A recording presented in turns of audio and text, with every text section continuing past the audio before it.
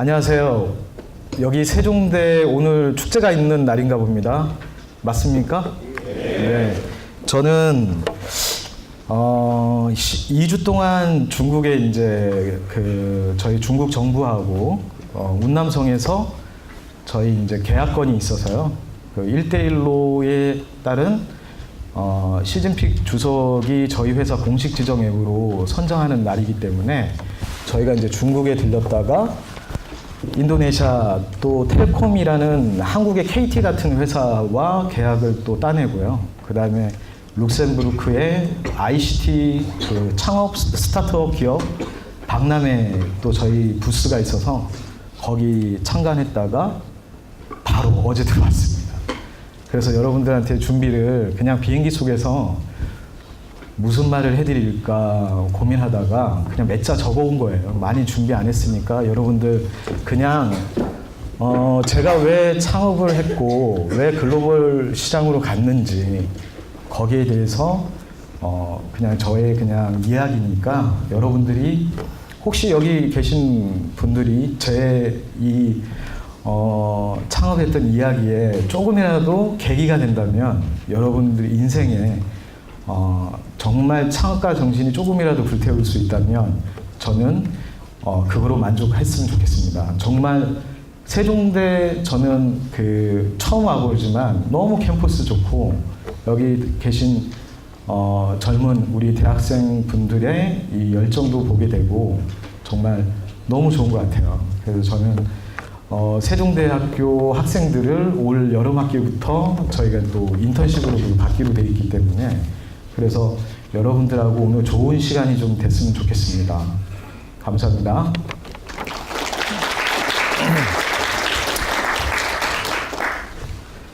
지금 보신 것처럼 글로벌 창업 자본금은 용기다. 맞습니다. 글로벌 창업은요, 용기가 없으면 못합니다. 그러니까 아무나 할 수 없는 일이에요. 근데 자본금은 안 들어요. 자본금은 오로지 여러분들의 열정과 용기만 있으면 시작할 수 있습니다. 한국에서는 절대 안 되죠. 하지만 글로벌은 할 수 있습니다. 거기에 대해서 나중에 이제 여러분들 질문도 받을 텐데요. 일단은 지금부터 여러분들 용기를 가지시고 제 설명을 좀 들어주세요. 저도 터닝 포인트라는 게 있었습니다. 뭐냐면 제가 31살에 창업을 했거든요.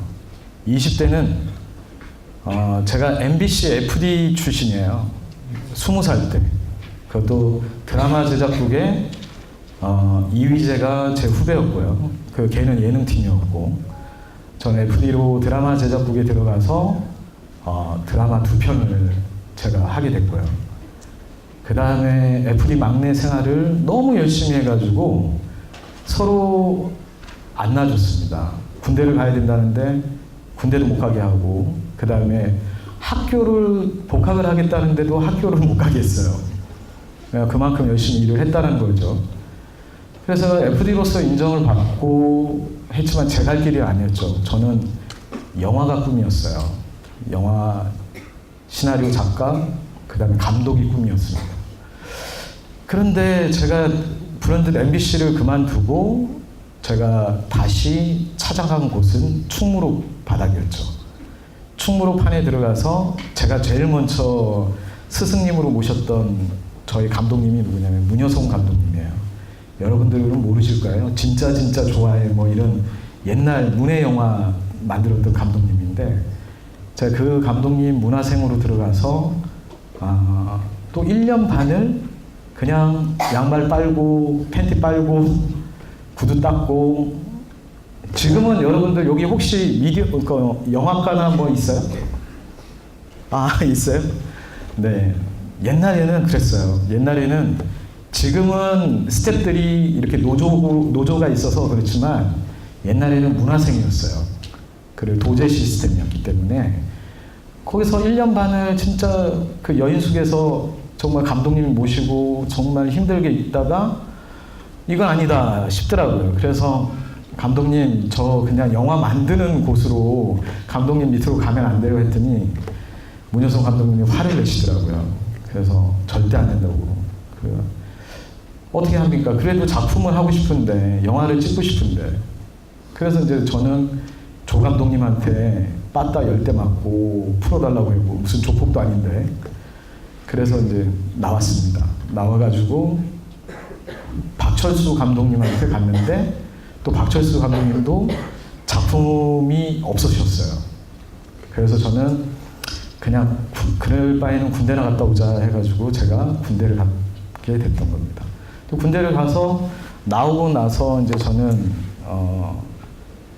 시나리오 작가로 한 2년, 3년 활동하다가 조감독 생활도 좀 하다가 제가 여러분들 이름만 대면 아시는 유명한 감독님인데 그 감독님한테 제가 엄청 배신을 당해서 왜 여러분들 뭐 작품이라는 게 있잖아요.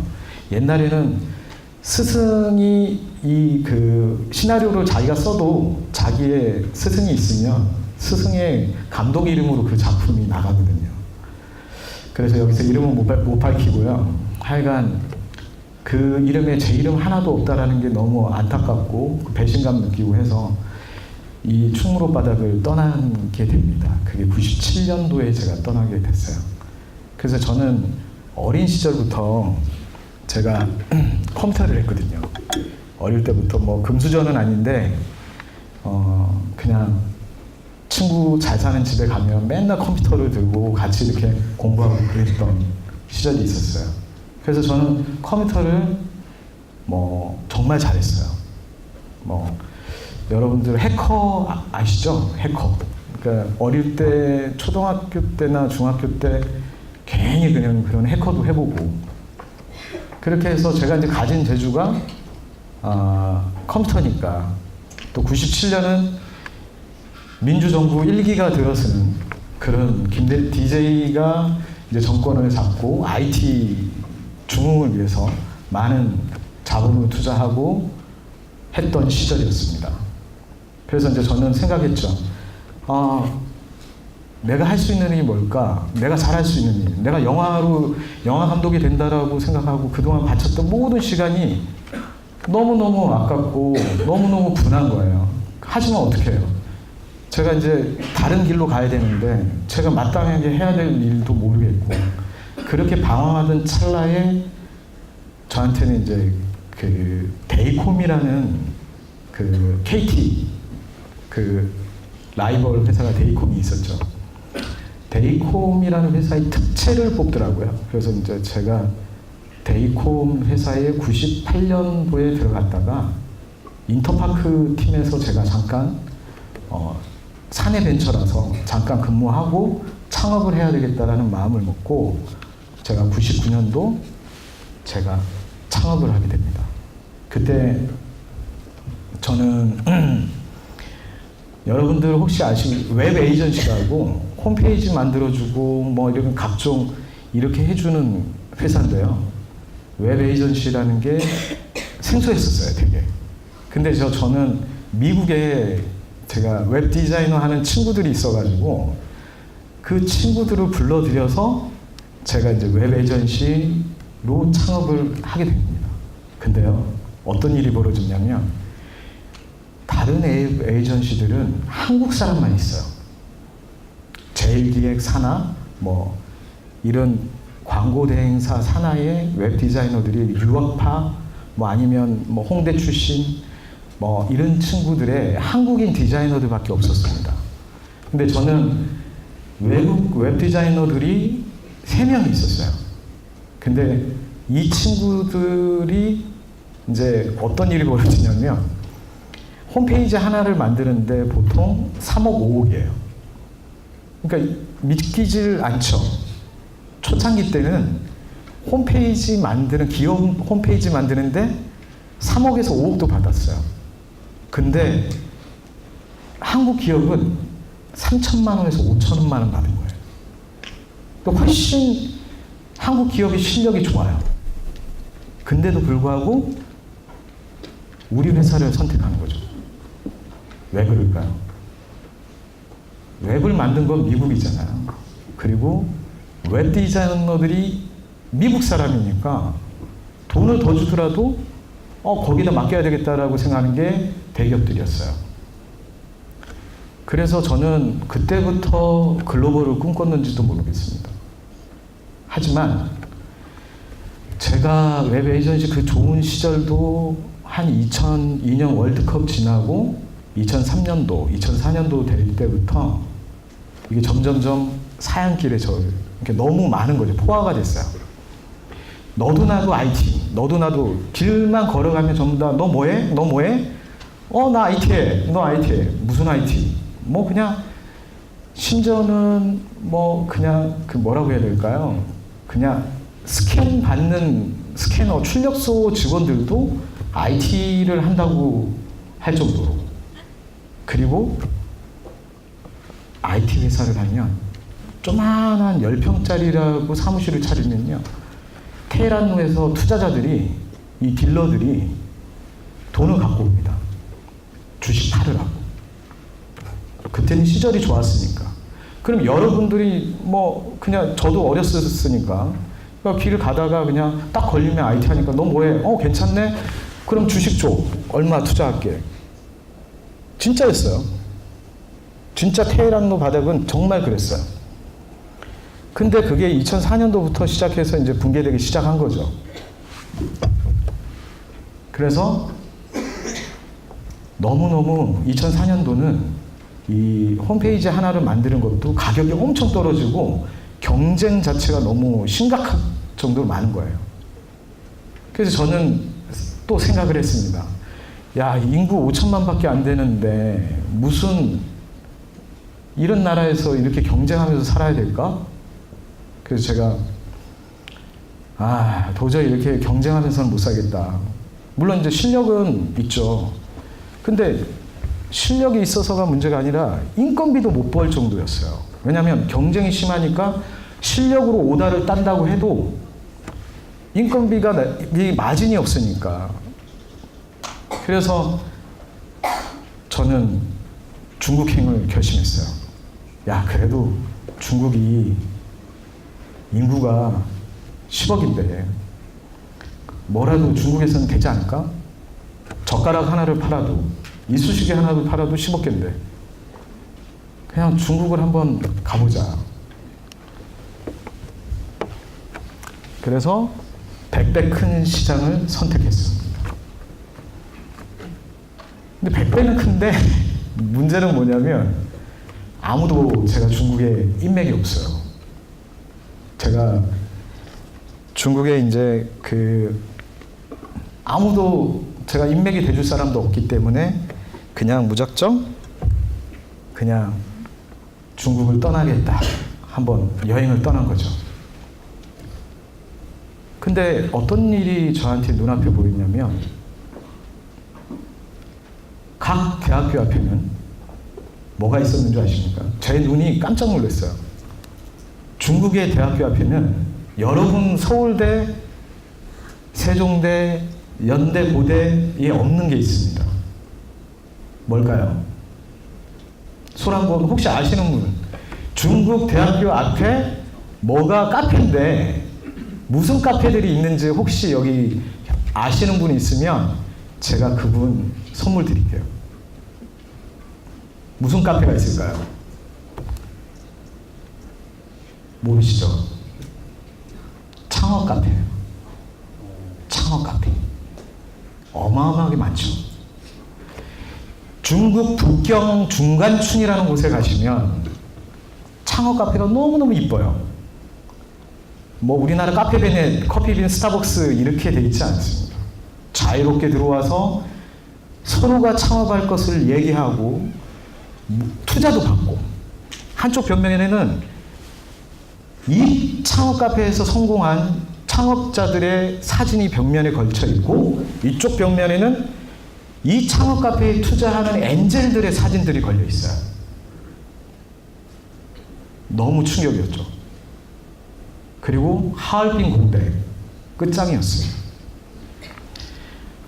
하얼빈 공대는 정말 그 공대 앞에는 창업 카페들이 너무 시스템이 잘 돼 있어서 알리바바, 텐센트, 샤오미 이 글로벌 기업들이 창업 카페의 스폰서가 돼서 클라우드 펀딩, 뭐 VC, 뭐 벤처 캐피탈 전부 다 그 창업 카페를 지원합니다.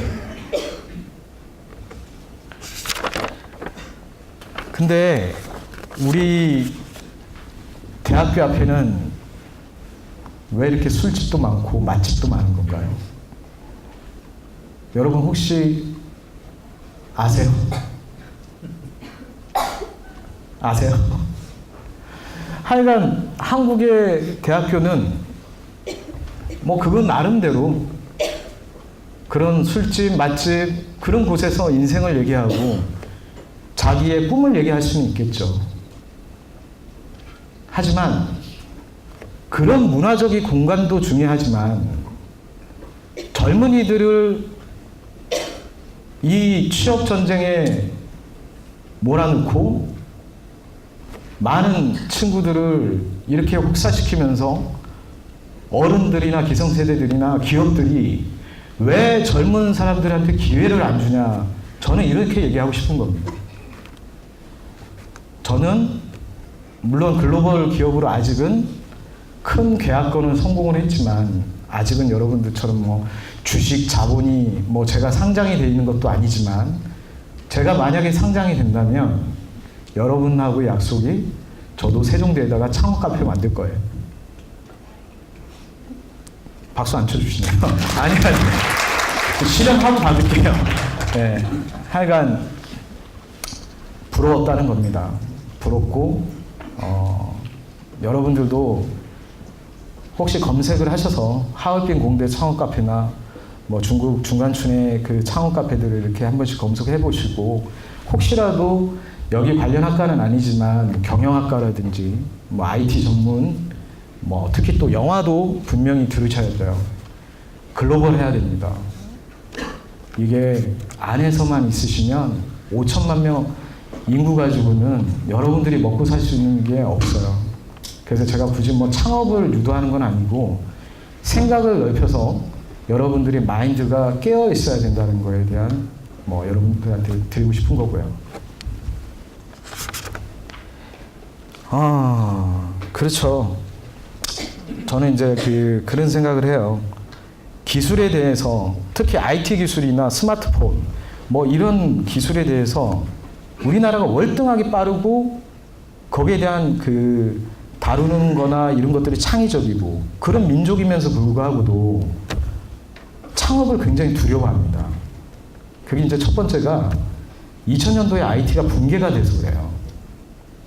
IT 업종이 많이 붕괴가 됐고 그 다음에 우리 그 유전자가 실패에 대한 두려움이 굉장히 많습니다. 자기의 어떤 체면에 대한 것도 굉장히 있기 때문에 이 실패의 부담감이 있는 그 창업은 선뜻 하고 싶지 않아 합니다. 그리고 IT 붕괴가 되고 이제 거품이 쫙 빠지니까 이제 공공연하게 이제 그 여러분들도 알다시피 이제 창업가 정신이 마인드가 떨어지는 거죠. 성공한 사람들의 그 모습들도 이렇게 뭐 100에 1명도 안 되는 상황이니까요. 근데 이스라엘 사람들은요, 창업에 대해서 실패하는 것을 전혀 부끄럽게 생각하지도 않고 창업에 실패했다고 해서 사람들이 이렇게 달리 보진 않아요. 오히려 창업에 실패한 사람들을 독려하고 또 그래 너 실패했어? 우리 회사에 좀 와봐. 우리 회사에 와서 좀 설명 좀 해봐. 왜 실패했는지. 그렇게 건설적으로 실패한 사람들의 이야기를 들어주고 그들이 다시 일어설 수 있도록 도와주는 문화가 이스라엘 국가입니다. 그래서 저는 굉장히 좋은 창업 마인드라고 생각을 합니다. 국민성 자체가. 근데 우리나라는 어떤 현실이냐면 여러분들은 아직 창업을 안 해봐서 그러시는데 혹시 만약 여기 계신 분들 중에 창업을 하신다면 제일 먼저 신용보증기금, 기술신보라는 곳에 가서 내 아이템으로 내 사업계획서로 3천만 원 정도의 지원금을 받을 수가 있어요. 근데 사실은요, 그 3천만 원의 그 투자금 보증서 끊어주는 게 그게 개인 그 신용한도예요. 순수 아이템을 보고 기술을 보고 해주지는 않아요. 그게 3천만 원에 대한 그 자기 개인 신용 한도에서 해주고도 되게 기술 뭐 체크하는 것처럼 생색은 많이 내죠. 하여간 국내는 이런 대출을 받으면 대표이사가 연대보증을 해야 됩니다. 여러분 연대보증이란 말 아세요? 연대보증. 회사가 돈을 빌리는데 대표이사가 연대보증을 해야 됩니다. 그게 한국의 현실이에요. 그러면 회사가 잘못되면, 사업이 잘못돼서 회사가 잘못되면 그 대표이사는 횡령, 배임 죄로 범죄자가 됩니다. 그래서 창업을 꺼려 하는 수도 있어요.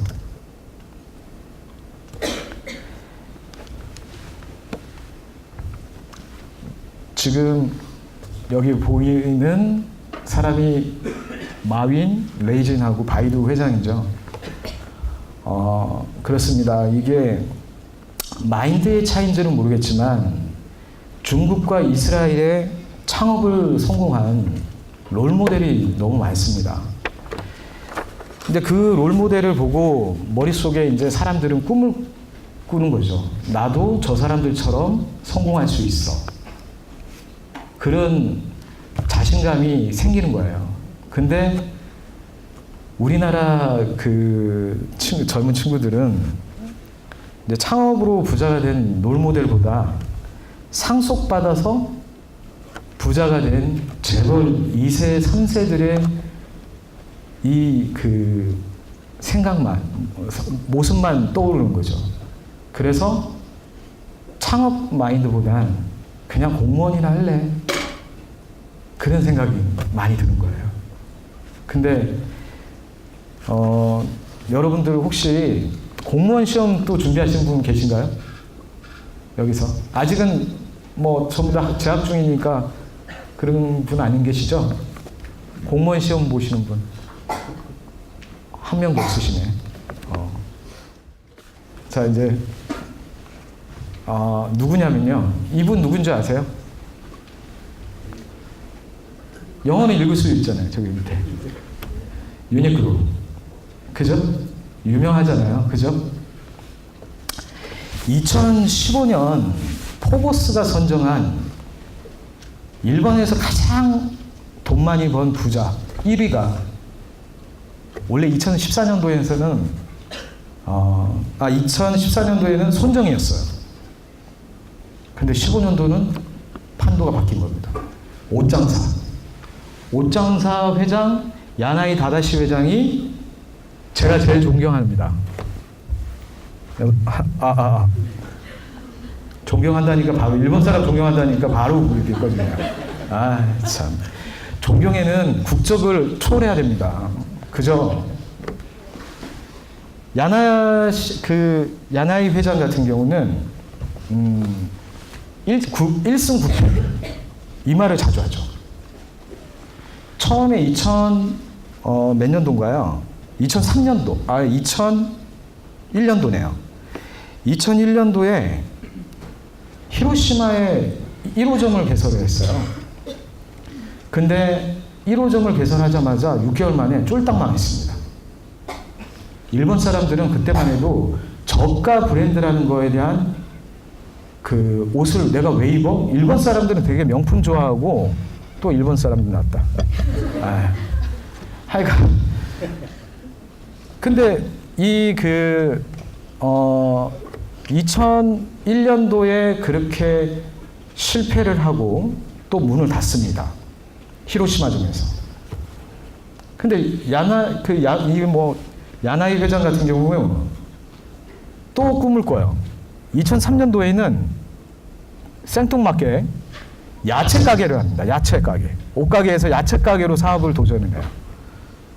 근데 또 망했어요. 그리고 런던에다가 매장을 21개 유니클로로 만든 거예요. 근데 16개가 폐점을 냈습니다. 사람들은 의류는 저가 브랜드는 안 된다라는 생각이었죠. 그냥 중가, 고가. 그래서 이 야나이 회장이 이제 결국은 2003년도 16개 매장 폐업을 딱 시키고 마지막 도쿄에서 승부수를 펼칩니다. 결국 거기가 대박이 났어요. 물론 여러분들도 잘 아는 북경에서 야한 그거 하다가 또 소문이 탄 거죠. 그렇게 야나이 회장은 말을 합니다. 실패를 해도 회사가 망하지만 않으면 된다. 실패할 것을 빨리 실패하고 빨리 느끼고 빨리 준비하자.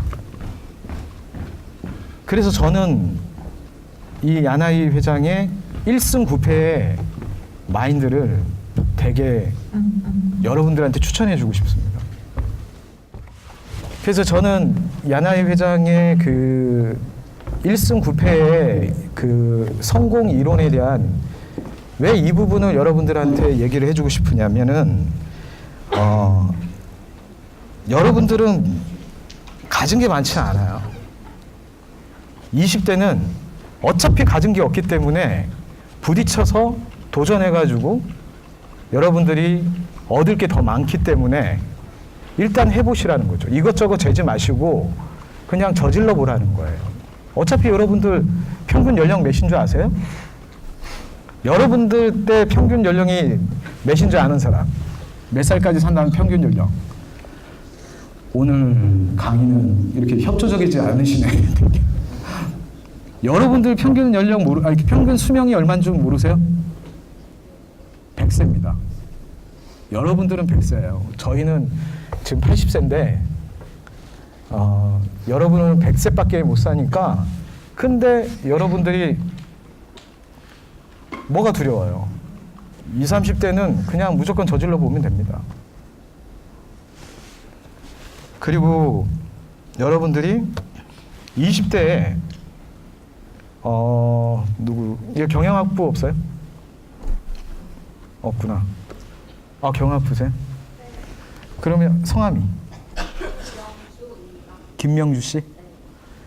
우리 김명주 씨는 20대에 여성 CEO 명함을 가지고 다니시는 거예요. 아, 나 누구를 만나든 나는 CEO야 하고 글로벌 회사의 CEO야 하고 명함을 갖고 다녀요. 자기 회사도 하고. 그러면 20대의 CEO 명함을 가지고 다니면서 실패해봤던 김명주 씨와 옆에 계신 친구분은 뭐 삼성이나 뭐 아니면 LG에 그 근무를 한 일반 하라는 대로 직장 상사가 하라는 대로 한 직원이 10년 후에 만나는 겁니다. 레벨 차이가 확 틀립니다. 여러분들은 앞으로 일어날 일에 대한 부분들이 이런 창업가 정신 마인드가 있느냐 없느냐에 따라서 정말 기업들이 정말 그런 친구가 실패를 하더라도 우리 회사에 넣는다면 저희는 연봉을 크게 주고라도 데려오겠죠. 요즘은 다 그래요. 우리 같은 그 중소기업 같은 경우는 그런 기업가 정신 마인드 있는 직원들을 무조건 스카우트합니다. 그게 재산이기 때문에요. 대기업들은 비싼 연봉을 주고 꼭 자기 그거 할 일만 시키잖아요. 자기 파트. 그러니까 삼성에 있던 나온 사람들이 뭘 할 줄 알겠어요. 삼성이나 LG 뭐 대기업에 있다 나온 사람들은 사실 뭐 아버님들도 삼성 계실 수 있겠지만 나와가지고 뭘 특별하게 할 수 있는 게 없어요. 심지어는 닭집도 못해요. 삼성에 있었으면 닭집이라도 잘해야 될 거 아니에요. 근데 그런 것도 못하고 그냥 왜냐하면 조직에서 하라는 일만 하면 되니까. 그죠? 근데 김맹중 씨는 어린 나이에 창업을 해서 다 해봤거든요. 1인 뭐 기획, 마케팅, 홍보, 그 다음에 관리, 인사, 총무, 회계 다 알아야 되니까. 몸으로 느끼고 다 정신적으로 느끼고 뭐 다 느낀 거예요. 그러다 보니 이 마인드가 30대 되면 빛을 발하죠. 40대 꽃을 피우고. 그래서 저는 또 한 번 얘기를 할 것 같으면 이제 뭐 마인드를 키워라. 글로벌 마인드를 가져라. 그래서 저는 떠납니다. 저도 이제 글로벌 창업을 해야 되겠다 해서 2007년도 난생 처음 이제 중국을 가게 됩니다. 중국에 처음 가서 여행만 했어요. 제가 이제 관광 가이드 하나 1일 저희가 10만 원 주고 관광 가이드 사가지고 그냥 즐겁게 아주 즐겁게 그 여행만 했습니다. 처음 간 곳이 북경, 그 다음에 뭐 상하이 그냥 여행을 했어요. 그래서 그곳에서 그들의 문화, 그들이 마인드 그런 걸 눈으로 보게 되는 거죠. 그리고 많은 친구들을 사귀게 됩니다.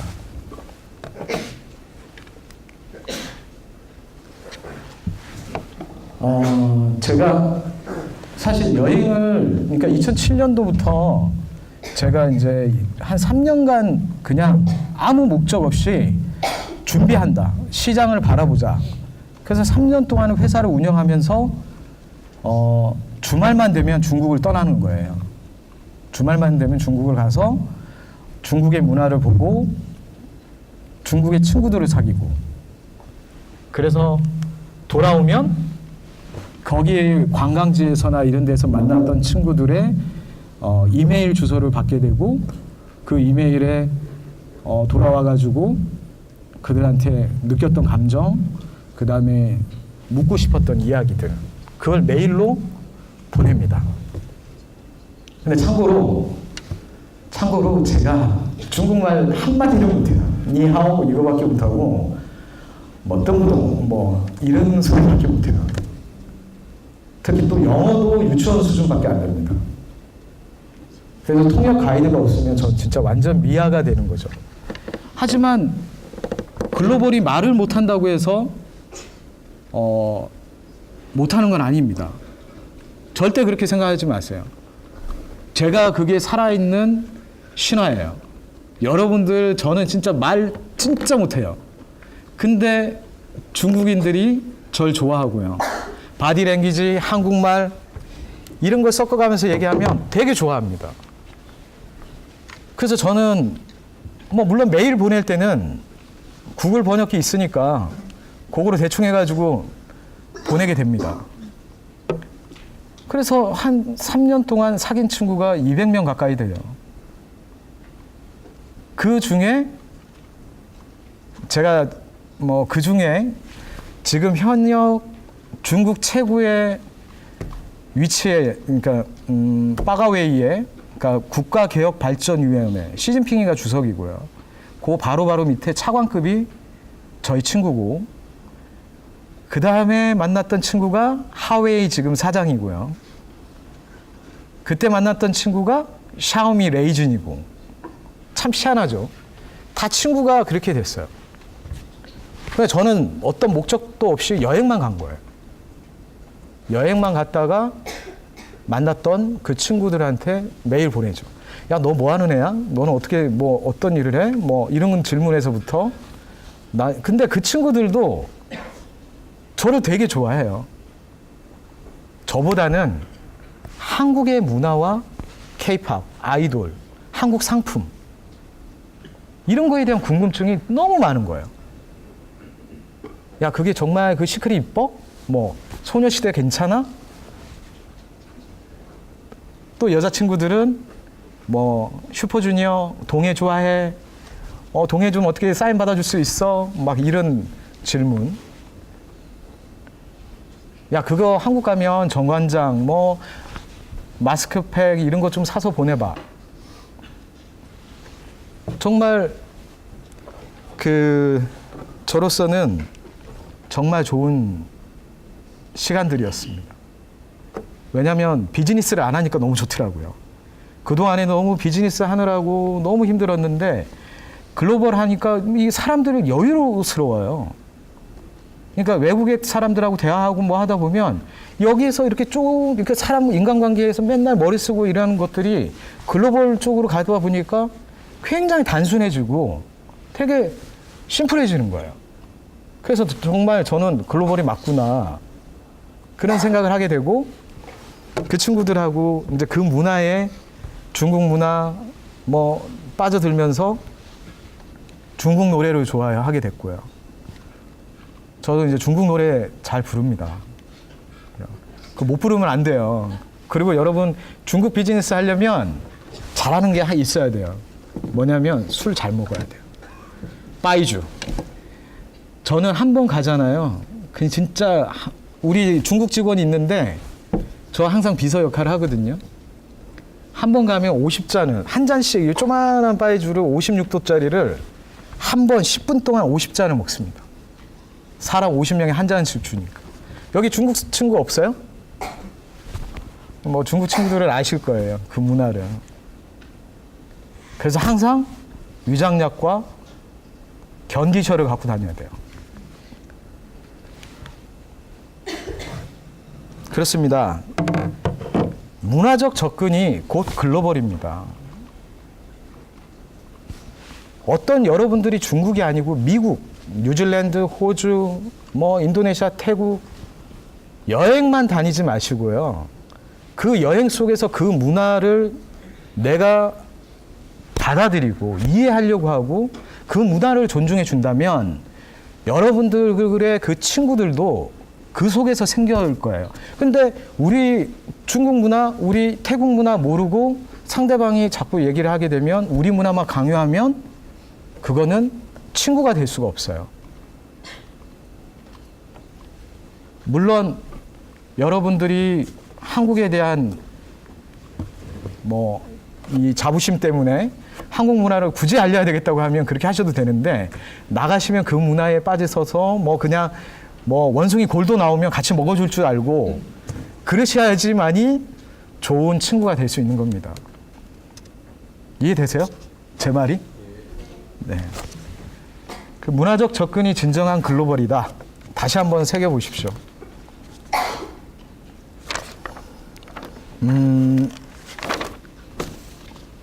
스타트업 블루오션을 찾아라. 이 말은 무슨 말이냐면 참 나가보시면요. 여러분 깨톡 아시죠? 깨톡. 깨톡 나가면 중국 가서 깨톡 얘기하면 알까요? 중국에 미국에 가서 우리 깨톡 알아? 하면 알까요? 아무도 모르죠. 우리 네이버 회사 크잖아요. 네이버 회사 얘기하면 알까요? 모릅니다. 배달의 민족 하면 알까요? 모릅니다. 카카오 택시 얘기하면 모릅니다. 저는 여러분들한테 이 얘기를 하고 싶어요. 한국에서 다 만들어 놓고 다 카피합니다. 싸이월드 카피해서 페이스북이죠? 아시죠? 싸이월드를 카피한 모델이 페이스북이에요. 실제 저크버그가 한국의 싸이월드를 봤다라고 했으니까. 그리고 만약에 우리 김봉준 대표, 배달의 민족의 김봉준 대표가 만약에 그때 당시 배달의 민족을 만들면서 중국을 갔다면 지금 머레이라는 중국 최고의 배달 앱이 있어요. 근데 배달의 민족 요기하고 똑같이 만들어 놓고 매출액은 1000배가 넘습니다. 투자도요. 알리바바한테 1조를 받았어요. 마윈한테 1조를 받았고요. 텐센트한테 2조를 또 받았습니다. 그래서 감히 배달의 민족이 지금은 못 들어가죠. 근데 왜 그때 당시 왜 못 갔냐는 거죠. 제가 분명히 야 중국 가라. 중국 가면 100% 이거 먹히니까 중국 가라. 두려웠던 거예요. 용기가 없었던 거예요. 아, 한국도 이런데 내가 뭐 굳이 중국까지 가야 돼? 네. 네. 성함이? 네. 아니요, 아니요, 앉아서. 네. 네네. 제가 지금 영문과 대학을 하면서 이중언어 체계에 대해 관심을 가지게 되면서 네. 그거를 이용해서 한국어를 가르치는 한국어 동화장치를 하고 있는데 중국에서도 한국어에 대한 수요가 많아요. 제가 저희 그 왕천 한국의 이름은 김성원이에요. 한국인이에요. 한국인인데 중국에서 이제 학교를 다 다녔죠. 어릴 때부터. 그러니까 제 말은 거기에 대한 질문은 너무너무 수요가 많아요. 이게 중국에서 한국 비즈니스에 대한 부분도 굉장히 화장품, 바이오, 그 다음에 화장품, IT 굉장히 많아서 그러니까 한국인 전문 영어나 뭐 그 중국어 이런 친구들이 필요로 하는데 뭐 통번역이라든지 뭐 통번역 같은 경우는 굉장히 지금 인력이 없다 보니까 그래서 굉장히 수요가 지금 중국에서 많이 일어나고 있어요. 그래서 한국인들이 통번역을 하게 되면 시간당 단가가 굉장히 셉니다.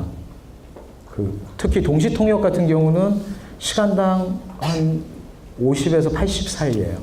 그리고 이제 일반 수준은 그냥 번역 같은 경우나 이런 것들도 단가도 세고 통역은 한 20만 원 정도, 25만 원 뭐 이 정도 수준이죠. 근데 안정적인 그 대기업들 있죠. 예를 들어 뭐 샤오미라든지 하웨이 뭐 이런 회사들도 한국인 중국어 뭐 한국인 영어 이렇게 하는 사람들을 되게 선호해요. 한국 문화를 더 느끼는 친구들을 뽑는 걸 더 좋아하니까. 네. 네네. 제가 중국인들이 한국어를 왜 어렵게 느끼는지나 이런 거를 이용해서 창업을 하고 싶은데 그런 것이 가능성이 있어요. 그럼요.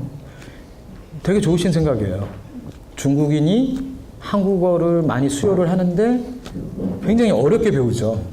그래서 한국어 학과도 정말 잘 되고 있고요. 근데 이제 사드 때문에 한국어 학과를 굉장히 축소를 이번 올해는 했어요. 근데 이제 뭐 사드 문제가 뭐 문재인 대통령이 이제 뭐 잘 해결하면 올 하반기에는 뭐 과목도 늘어나겠고 하겠죠. 근데 학원도 잘 됩니다. 학원도 뭐 각 도시마다 그 학원들이 수요가 굉장히 많아서 근데 그런 거보다 그런 건 무리수가 있잖아요. 학원들은 오히려 온라인 강의라든지 뭐 예를 들어서 중국은 위챗이라는 거, 웨이신이라는 게 있어요. 근데 그게 공식 계정을 만들어 가지고 온라인 강의를 하고 이렇게 왕홍처럼 그렇게 한국의 언어 왕홍이 되면 오히려 이제 쯔뿌바오라고 웨이신 그러니까 위챗을 통해서 페이를 받을 수가 있어요. 그래서 요즘은 온라인 강의도 생각해 보시면 더 좋으실 것 같아요. 네. 네. 다른 질문, 네. 앉아서 하셔도 돼요. 네. 네. 네. 항공우주공학과 4학년 조우현이라고 합니다. 네네네. 개인적으로 드리고 싶은 질문이 한 가지 네네. 있습니다.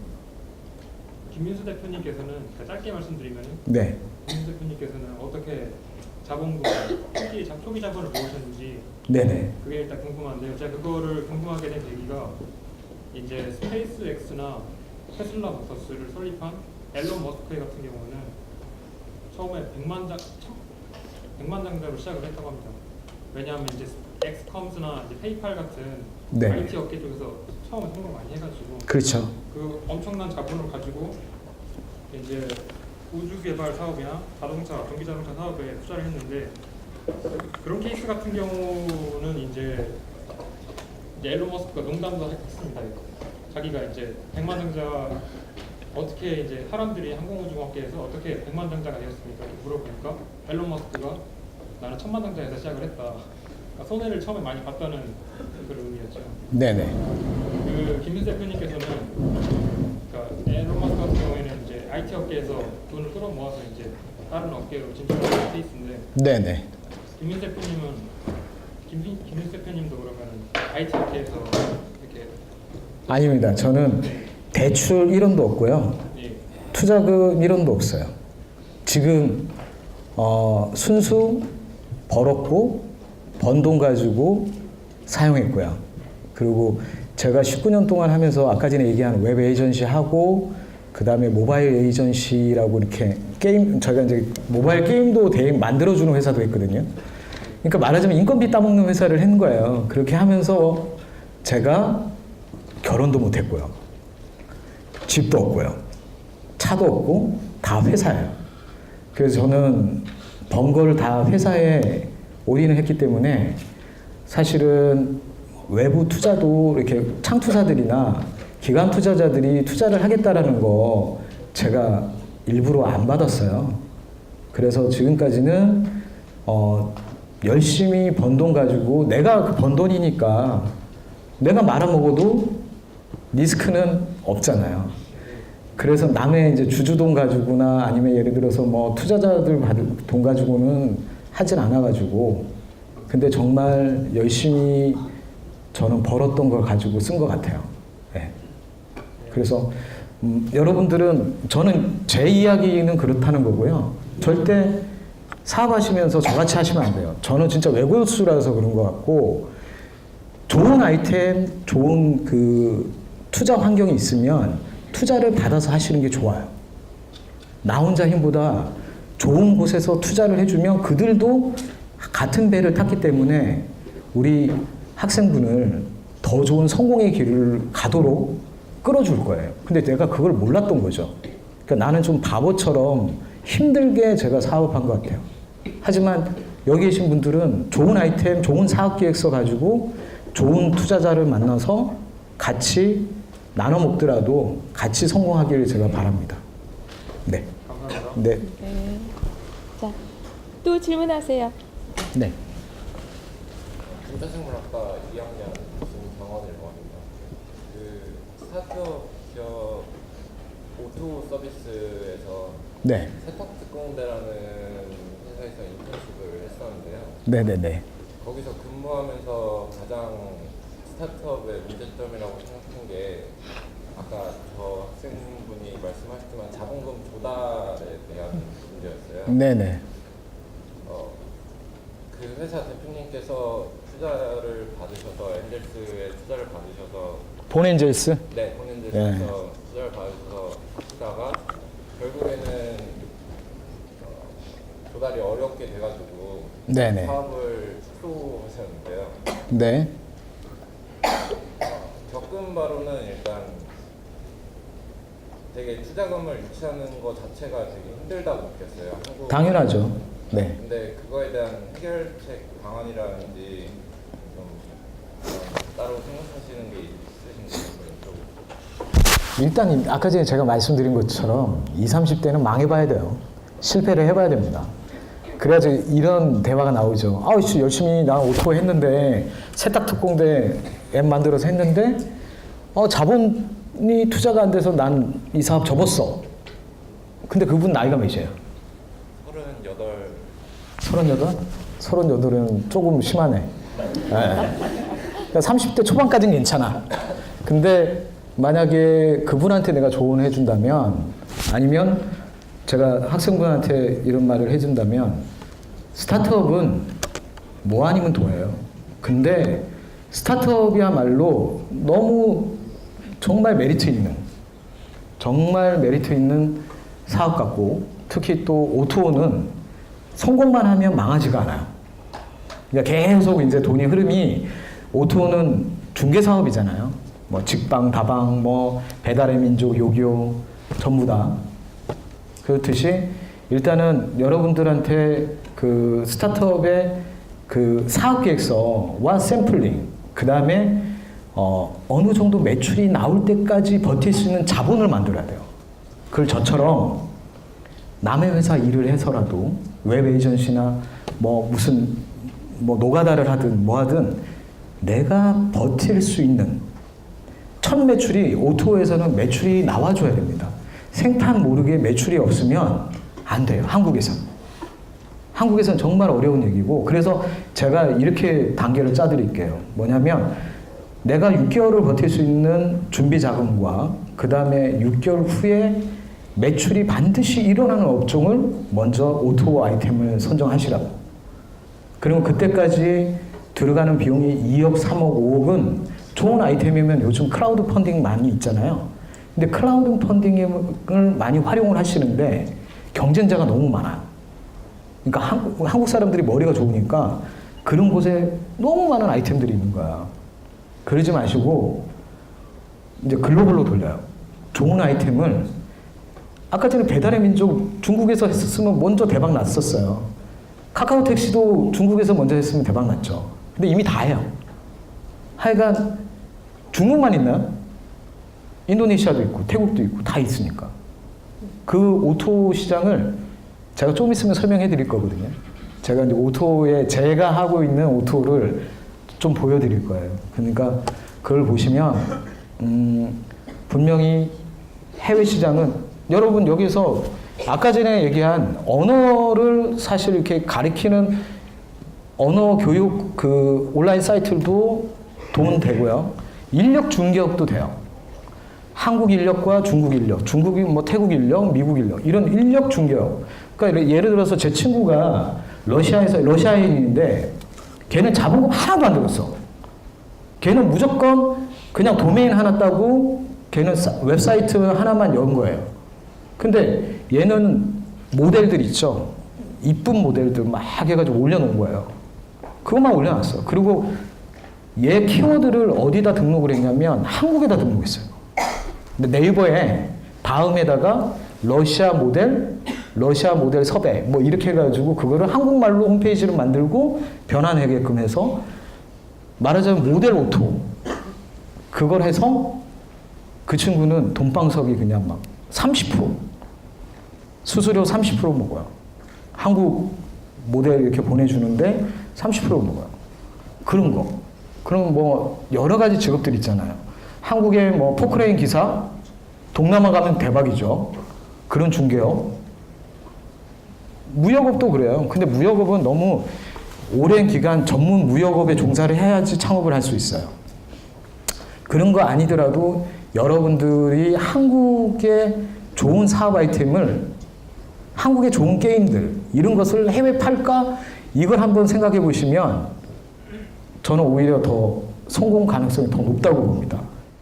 그 야나니 회장 그도 있지만 워렌 버핏을 제가 개인적으로 되게 좋아합니다.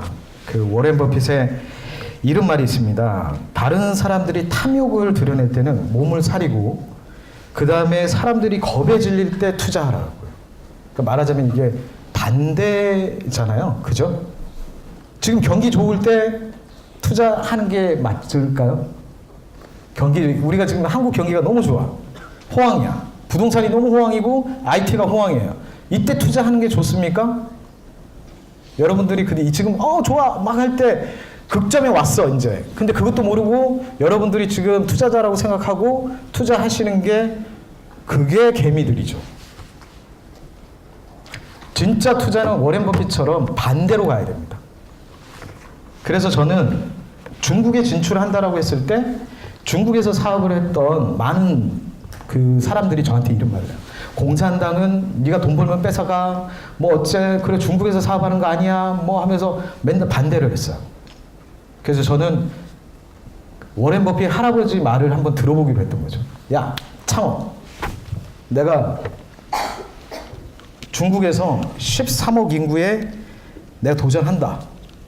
그래서 나는 마윈의 레벨에 쓸 거고 나는 레이진의 아성을 무너뜨리는 사람이 될 거다. 저 스스로 꿈도 못 꿉니까? 그죠? 저는 그런 생각을 먹고 일단 글로벌에 스킬은 없으니까 한번 도전해 보기로 했던 거죠. 그래서 저는 아이템 선정 정보와 감각이 핵심이다라고 했죠. 그래서 제 친구들한테 물어봅니다. 중국 친구들한테 200명 넘는 중국 친구들한테 웨이신으로 메일로 물어보게 됐습니다. 이게 3년 전 얘기예요. 3년 전 얘기인데 제가 2007년도 10년 전부터 어디 가봤냐면요. 중국, 인도네시아, 태국, 룩셈부르크, 프랑스 안 다닌 데가 없어요. 근데 먼저 중국을 공략해야 되겠다라는 생각으로 해서 2007년도부터 준비를 계속 하다가 3년 전에 비로소 제가 친구들이 한 말도 있고 내가 이제 무엇을 해야 되겠구나라는 걸 안 거죠. 여러분들 혹시 에어비앤비 아세요? 여러분들 우버 아세요? 우버가 기업 가치가 100조가 넘습니다. 그리고 에어비앤비 가치가 32조가 넘습니다. 한국의 기업들은 몰라요. 해외에 나가면. 그렇지만 다들 우버, 에어비앤비는 알죠. 이걸 무슨 경제라고 합니까? 공유 경제라고 합니다. 그래서 저는 O2O의 공유 경제를 플러스한 새로운 아이템을 한번 만들어 보자라고 생각을 했던 거죠. 그리고 제가 외국어를 잘한다 못한다? 못한다. 정말 비즈니스, 이제는 여행이 아니잖아요. 지금은 비즈니스잖아요. 비즈니스를 하려면 영어나 중국어나 뭐 어떤 그 글로벌 하려면 해야 되잖아요. 근데 저는 영어를 배울 시간에 아이템, 개발, 마케팅 이걸 해야 되기 때문에 제가 그 시간을 영어를 배우는데 시간을 낭비할 수가 없었어요. 그래서 제가 영어 이 부분을 해결할 수 있는 방법이 무엇일까? 전 세계에 내가 통역관이 없어도 내 가이드가 없어도 비서가 없어도 내가 전 세계 어디를 다녀도 가능할 수 있는 게 무엇일까? 그래서 연구를 한 거죠. 그래서 글로벌 오토 시장으로 제 친구들이 이거 대박이다라고 해서 시작을 한 겁니다. 이거는 언어 공유 플랫폼입니다. 이게 언어 공유 플랫폼이라는 게 이 어플리케이션으로 영어든 뭐든 통역기가 아니에요. 번역기 통역기가 아니고 친구들을 찾아주는 겁니다. 그러니까 예를 들어 페이스북처럼 언어를 2개 국어 이상 하시는 친구분들이 자기가 등록이 돼서 분당 얼마씩 요금을 먹고 자기가 번역을 해주고 자기가 가이드가 돼주고 자기가 통역도 해주고 근데 저희는 비디오 콜도 되고 보이스 콜도 됩니다. 수준은 어느 수준이냐? 여러분들 깜짝 놀라실 거예요. 저희 회사 수준은요. 여러분들이 중국에서 저희가 이번에 기사 검색해 보시면 알겠지만 시진핑이가 얼마 전 우리 1대1로의 공식 앱으로 지정을 했고요. 그게 3월 며칠이지? 4월 며칠이지? 4월 12일 날 저희가 계약서 사인을 했어요. 중국 정부가 3억 위안을 투자하는 거예요. 3억 위안은 540억이에요. 한국 기업이 중국 가서 이렇게 성공한 투자 받아온 기업 없습니다. 10년의 노력 끝에 중국 정부도 저희 앱을 칭찬하고 오케이, 이거면 1대1로 사업에 무조건 언어가 문제이기 때문에 이거는 채택해야 된다. 제 중국 직원이 3만 5천 명이 생깁니다. 알리바바 직원이 10만이 좀 넘는데요. 저는 3만 명의 중국 직원이 생겨요. 중국 정부가 투자하고 인력 창출을, 고용 창출을 하게 되는 거예요. 이 앱을 잠깐 설명을 드리자면 사운드가 안 나. 이게 저희 회사 지금 한국 버전의 CF 나가는 겁니다.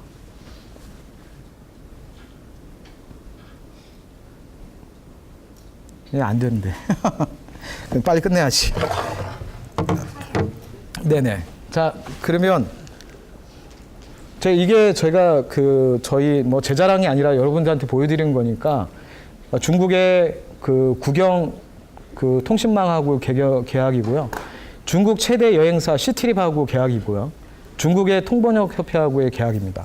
그러니까 이거는 시트립이라고 여러분 혹시 하나투어보다 100배 큰 회사예요. 중국에서는 시트립이라고 하는 온라인 여행사입니다. 그러니까 중국인들이 여행을 갈 때 필수적으로 저희 엑스퍼트 T라는 앱을 깔고 가는 거예요. 지금 현재 중국에서 서비스를 한국 버전은 구글에 가시면 아이폰에 그냥 있기는 있는데 여러분들은 서비스가 되질 않을 겁니다. 왜? 중국에서 한국이든 프랑스든 어디 가는 거는 지원이 되는 현재예요. 6월 말 7월부터는 완전 글로벌 버전이 오픈이 됩니다. 그래서 이제 그때는 더 큰 매출과 더 큰 저희 투자를 받게 되겠죠. 이거는 얼마 전에 4월 12일 날 저희가 1대1로 한한령 돌파해서 정부 창신 중심 글로벌 창업 지원센터에서 정부에서 주는 창업 신인상을 스타상을 받았어요. 그것도 대한민국 사람으로 처음으로요. 그리고 5,000개 중국 스타트업 중에 1위를 했습니다. 5,000개 스타트업이에요. 거기에서 저희 팀들이 1위를 받은 겁니다. 그래서 3억 위안의 투자를 사인을 받게 됐던 거죠. 요 밑에는 바로 저희 인도네시아 저희가 텔콤이라는 곳과 저희가 MOA 계약을 체결하고 온 겁니다. 자, 뭐 얘기는 이제 뭐 여기까지 하는 거로 하고요. 뭐 간단하게 여러분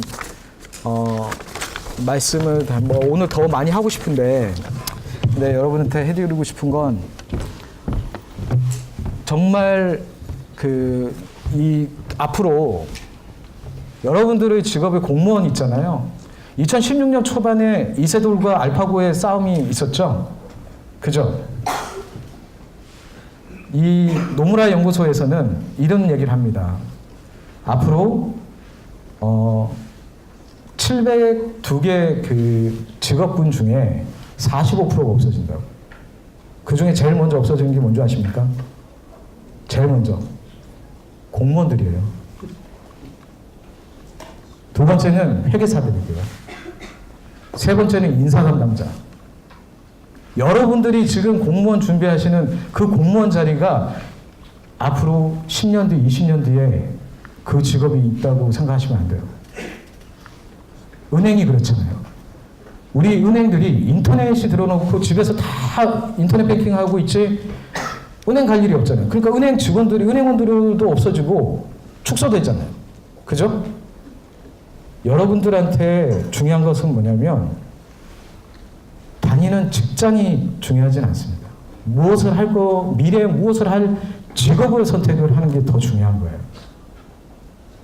무슨 말씀인지 아세요? 직장은 중요하지 않고 여러분들이 미래에 다가올 직업군을 잘 선택해야 된다는 거. 그게 여러분들의 과제고, 또 오늘의 주제는 글로벌 창업입니다.